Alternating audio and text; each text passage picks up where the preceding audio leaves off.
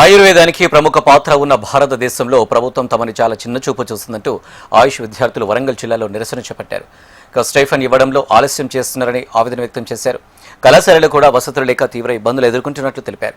తక్షణమే తమకు రావాల్సిన 6 దఫాల స్టైఫండ్ చెల్లించాలని డిమాండ్ చేశారు. అధికారులు స్పందించకపోతే తమ సమ్మెను ఉధృతం చేస్తామంటున్న ఆయుష్ విద్యార్థులతో మా ప్రతినిధి నరేందర్ ఫేస్ టు ఫేస్. ఆయుర్వేదం అంటేనే మన ఇండియాకు ఒక ప్రత్యేకత. అయితే ఎందుకు మరి ఎంబీబీఎస్కి ఆయుర్వేదం విద్యార్థులకు ఎందుకు విభేదం చూపిస్తున్నారని చెప్పేసి వాళ్ళ ఆయుష్ విద్యార్థులంతా కూడా ధర్నా చేస్తున్నారు. మాకు స్టైఫండ్ ఇవ్వడంలో కానీ మాకు కావాల్సిన ఫెసిలిటీస్ ఇవ్వడంలో కానీ వారు మాకు తాత్సారం చేస్తున్నారు, మాకు నిర్లక్ష్యం చేస్తున్నారని చెప్పి చెప్తున్నారు. ఏంటి అసలు ఎందుకు మీరు వాళ్ళ ధర్నా చేస్తున్నారు దేనికోసం? సార్, నా పేరు సంగమేశ్వర్ రెడ్డి. నేను ఇక్కడ గవర్నమెంట్ ఆయుర్వేదిక్ హాస్పిటల్లో హౌస్ సర్జన్గా చేస్తున్నాను. ఇక్కడ మేము ప్రధానంగా చేసే స్టైఫండ్ హైక్ కోసం 2014 నుంచి 2026 వరకు మాకు స్టైఫండ్ మేము స్ట్రైక్ చేస్తే తప్ప యాక్చువల్గా ఎవ్రీ 2 ఇయర్స్కి 15% హైక్ కావాలి, కానీ ఇస్తలేరు. యాక్చువల్లీ ఇప్పుడు 6 వరకు హైక్స్ కావాలి, మాకు ఇవ్వలేరు. 2014లో మేము కొట్లాడి తెచ్చుకున్న తెలంగాణలో మాకు బేసిక్ నీడ్స్ కావాలని మేము తెచ్చుకున్నాము. తర్వాత కూడా మాకు ఇలాంటి పరిస్థితి. మేము 2014 ఉమ్మడి ఆంధ్రప్రదేశ్ తెలంగాణ ఉన్నాక తర్వాత విడిపోయిన తర్వాత ఆంధ్రప్రదేశ్లో 26,000 స్టైఫండ్ ఉంది ఆయుష్కి. మన దగ్గర తెలంగాణలో 13,750 మాత్రం ఉంది. మాకు జస్టిస్ కావాలి, మాకు ఎవ్రీ 2 ఇయర్స్కి 15% హైక్ కావాలని కోరుతున్నాము.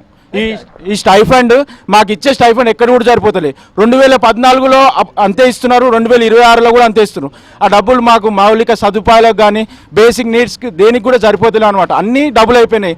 రైట్ చెప్తున్నాం. రైట్, చెప్పండి. అంటే ఎంబీబీఎస్కి మీకు తేడా ఏంటి, మరి ఏంది వేరియేషన్ ఉంది అని చెప్తా ఉన్నారు. వాళ్ళకు మాకు సేమ్ జియో నెంబర్ 77 ప్రకారం వాళ్ళకు ఆన్ పార్ అలోపతి వాళ్ళకు మాకు సేమ్ స్టైఫండ్ ఇవ్వాలని జియో ఉంది.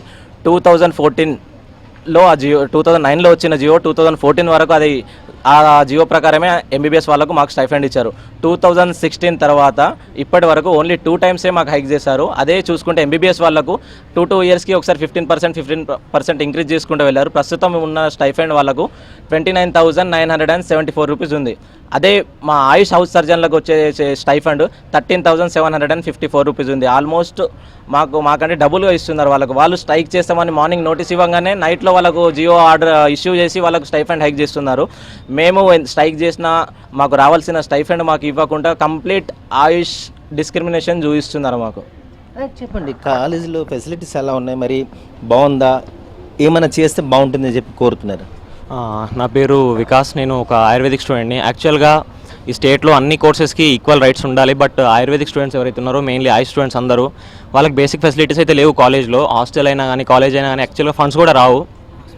ఇంకోటి ఏంటంటే ఈ హాస్పిటల్లో కూడా ఫెసిలిటీస్ లేవు. మేము ఇక్కడ ప్రొటెస్ట్ చేయడానికి మెయిన్ రీజన్ ఏంటంటే మెయిన్లీ స్టైఫండ్. ఇంకో రీజన్ ఏంటంటే బేసిక్ ఫెసిలిటీస్ లేకపోవడం, ఇంకా మాకు ఆ ట్రీట్మెంట్ లేకపోవడం. మమ్మల్ని కూడా ఒక మెడికల్ కోర్స్లో ఉన్న స్టూడెంట్స్ లాగా ట్రీట్ చేయట్లేదు ఎవరు. ఈ సొసైటీలో మాకంటూ డిస్క్రిమినేషన్ ఉంది. దానికంటూ మేము ఇక్కడ ప్రొటెస్ట్ చేస్తున్నాం.